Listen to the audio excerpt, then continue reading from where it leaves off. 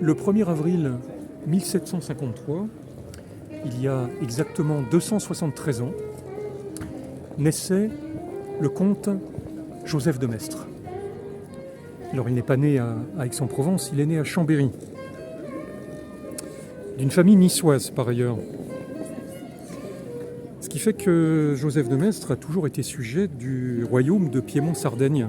Il n'a jamais été sujet du roi de France, hein. C'est intéressant quand même, quand on pour le comprendre tout à fait. Alors là, vous voyez, derrière le musicien qui interprète My Funny Valentine se trouve l'hôtel Gautier, tout au bout du cours Mirabeau. C'est dans cet hôtel, enfin au rez-de-chaussée, qu'en 2013, si je ne me trompe pas, Marquis-Édouard Nab a donné une exposition tout à fait fameuse, une exposition de tableaux. Alors Marquis-Édouard Nab, c'est un personnage à haute tension, hein, comme il existe des fils électriques à haute tension. Je signale à toutes fins utiles que j'ai dû me fâcher avec au moins une bonne centaine de personnes au sujet de Nab, en défendant Nab, bien sûr, en l'expliquant, en le justifiant, et dont une bonne dizaine au moins à cette époque. Alors, et ce n'est pas terminé, et j'en suis tout à fait fier, et ça sera l'une des œuvres les plus notables de ma vie. Voilà. Je reviens à Joseph de Maistre, et puis j'emprunte ce cours Mirabeau. Donc, bien lorsque l'armée révolutionnaire a envahi la Savoie en 1792,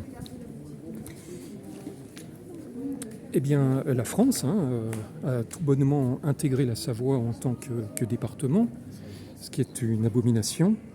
Et c'est à partir de ce moment-là que le comte a fui, notamment à Turin, à Lausanne et puis à Venise. Je vais emprunter la petite rue Saint-Jean, ce qui n'est pas la rue du Petit Saint-Jean, hein, sinon ça donnerait la rue Zanini. C'est la petite rue Saint-Jean. Voilà. Alors, pour bien comprendre Joseph de Maistre également, il faut savoir qu'il a été élevé par les jésuites, bien sûr, et que c'était un fougueux anti-janséniste. J'en donne pour preuve un livre tout à fait intéressant qui ne me quitte pas, qui est je ne sais pas si on parvient à lire tout à fait ce qui est inscrit sur la tranche de l'église gallicane. De l'église gallicane, je possède un ouvrage assez ancien, donc ça a été publié de manière posthume en 1821, l'année de sa mort d'ailleurs, il est mort à Turin. Il s'agit du 5e livre de son ouvrage du pape, donc c'est un livre qui s'érige contre Port-Royal, contre le jansénisme, et conséquemment pour l'absolutisme royal. Alors dans ce sujet de discussion qui oppose la liberté et la grâce, hein, qui est tout à fait passionnant par ailleurs, je me trouve en ce qui me concerne plutôt favorable à Saint-Augustin. Et même en quelque sorte en poussant un peu à Calvin, hein, pour le coup. Moi je considère vraiment que celui qui n'a pas la grâce peut très difficilement être sauvé. Hein. Bon, c'est une discussion très intéressante. Donc, Joseph de Maistre était curieusement, enfin, c'est pas curieusement, pour ceux qui ne le savent pas, ça peut être curieux, il était assez proche du martinisme. Il a été franc-maçon pendant 40 ans, même à Saint-Pétersbourg, hein, puisqu'il a vécu 14 ans en Russie, où il a été nommé par Victor Emmanuel Ier, le roi de Sardaigne. Parmi ses ouvrages les plus connus, hein, il y a ses lettres à un gentilhomme russe, un comte russe d'ailleurs, un comte comme lui, sur l'Inquisition espagnole. Alors, quand on dit que Joseph de Maistre défendait l'Inquisition, bon, c'est évidemment tout à fait juste, mais il ne la défendait pas en tant que système injuste, de manière paradoxale, abrupte et provocante. Non, il la défendait en tant que système juste. J'essaye d'ouvrir mon ouvrage à la bonne page. Excusez-moi, mon ouvrage est très ancien. J'ai une édition de 1837. Je vais essayer de ne pas l'abîmer outre mesure. Voilà. Voilà un argument typique de Joseph de Maistre. On a fait grand bruit en Europe de la torture employée dans les tribunaux de l'Inquisition et de la peine du feu infligée pour les crimes contre la religion. La voix sonore des écrivains français s'est exercée sans fin sur un sujet qui prête si fort au pathos philosophique. Mais toutes ces déclamations disparaissent en un clin d'œil devant la froide logique. Les inquisiteurs ordonnaient la torture en vertu des lois espagnoles et parce qu'elle était ordonnée par tous les tribunaux espagnols. En effet, l'un des arguments premiers de Joseph de Maistre est de dire que l'Inquisition n'a jamais condamné qui que ce soit à mort, puisque c'était un tribunal d'église et non pas civil, et qu'il est strictement impossible à un prêtre de condamner quelqu'un à mort. Les lois grecques et romaines l'avaient adopté, Athènes, qui s'entendait un peu en liberté, y soumettait même l'homme libre.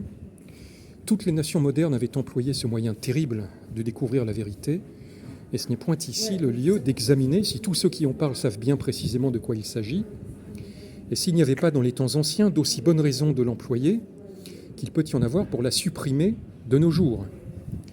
Quoi qu'il en soit, dès que la torture n'appartient pas plus au tribunal de l'Inquisition qu'à tous les autres, personne n'a le droit de la lui reprocher.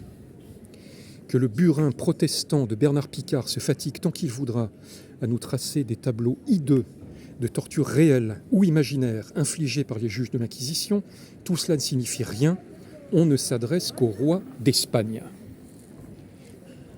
Alors justement, en parlant de tribunal, eh bien j'arrive précisément devant le tribunal d'Aix-en-Provence, et on va comprendre pourquoi dans quelques instants.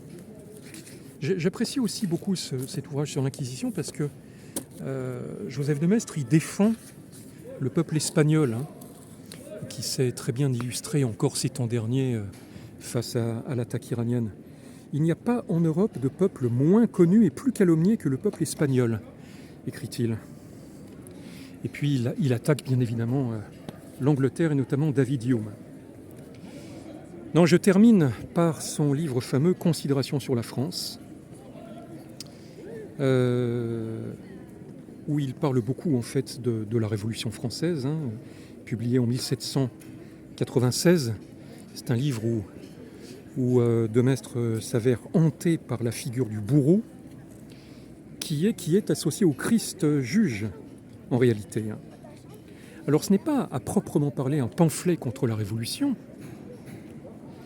même si, bien sûr, de Maistre écrit qu'il y a dans la Révolution française un caractère satanique qui la distingue de tout ce qu'on a vu et peut-être de tout ce qu'on verra, mais il exprime une vision tout à fait pré-bloyenne de l'histoire, en ce sens qu'il voit la présence de Dieu partout, y compris dans le moindre événement historique, et surtout dans la Révolution française. Jamais la divinité ne s'était montrée d'une manière si claire dans aucun événement humain, écrit-il clairement. Je vais simplement,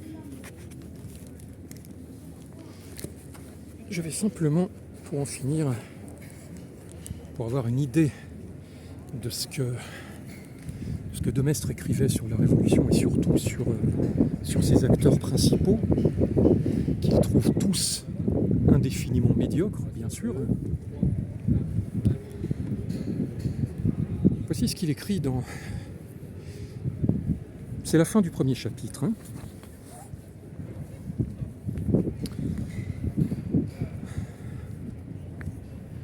Et je m'en vais pénétrer dans ce tribunal. Le torrent révolutionnaire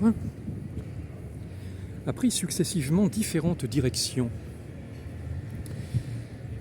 Et les hommes les plus marquants dans la Révolution n'ont acquis l'espèce de puissance et de célébrité qui pouvait leur appartenir qu'en suivant le cours du moment. dès qu'ils ont voulu le contrarier ou seulement s'en écarter en s'isolant, en travaillant trop pour eux, ils ont disparu de la scène.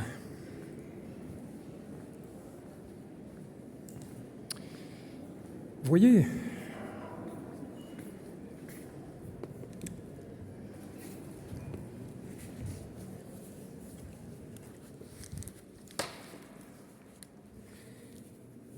par exemple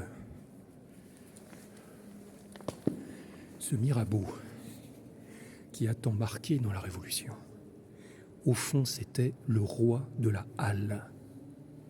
Par les crimes qu'il a faits et par ses livres qu'il a fait faire, il a secondé le mouvement populaire. Il se mettait à la suite d'une masse déjà mise en mouvement et la poussait dans le sens déterminé. Son pouvoir ne s'étendit jamais plus loin. Il partageait avec un autre héros de la Révolution le pouvoir d'agiter la multitude sans avoir celui de la dominer, ce qui forme le véritable cachet de la médiocrité dans les troubles politiques. Des factieux moins brillants et en effet plus habiles et plus puissants que lui se servaient de son influence pour leur profit. Il tonnait à la tribune et il était leur dupe. Il disait en mourant que s'il avait vécu, il aurait rassemblé les pièces éparses de la monarchie. Et lorsqu'il avait voulu, dans le moment de sa plus grande influence, viser seulement au ministère, ses subalternes l'avaient repoussé comme un enfant. Enfin, plus on examine les personnages en apparence les plus actifs de la Révolution, plus on trouve en eux quelque chose de passif et de mécanique. On ne saurait trop le répéter, ce ne sont point les hommes qui mènent la Révolution. C'est la Révolution qui emploie les hommes. On dit fort bien quand on dit qu'elle va toute seule. Cette phrase signifie que jamais la divinité ne s'était montrée d'une manière si claire dans aucun événement humain. Si elle emploie les instruments les plus vils, c'est qu'elle punit pour régénérer.